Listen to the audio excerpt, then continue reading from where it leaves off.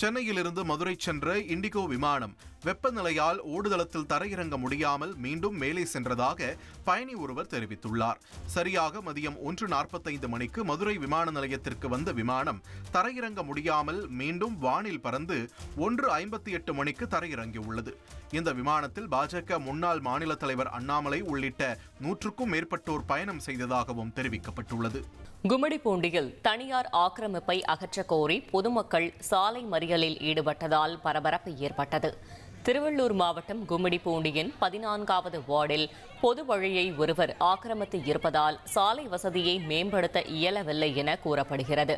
இந்நிலையில் முறையாக அளவீடு செய்து தனியார் ஆக்கிரமிப்பை அகற்றக் கோரி பொதுமக்கள் கும்மிடிப்பூண்டி சாலையில் மறியலில் ஈடுபட்டனர். போலீசார் பேச்சுவார்த்தை நடத்தியும் உடன்பாடு ஏற்படாததால் 30 பெண்கள் உட்பட 50 பேர் கைது செய்யப்பட்டனர். இனி செல்லும் இடமெல்லாம் செய்தி. தந்தி டிவியின் வாட்ஸ்அப் சேனலை ஃபாலோ பண்ணினா செல்ல இருக்கும் இடமெல்லாம் செய்தி. இதோ QR கோட் இப்பவே ஸ்கேன் பண்ணுங்க, ஃபாலோ பண்ணுங்க.